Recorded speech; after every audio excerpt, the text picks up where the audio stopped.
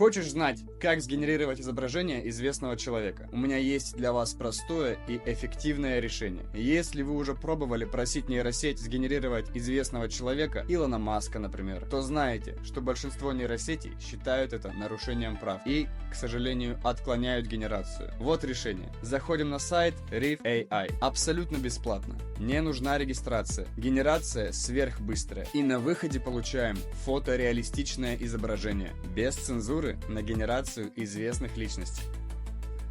Спрашиваешь, в чем подвох? С тебя лайк и подписка.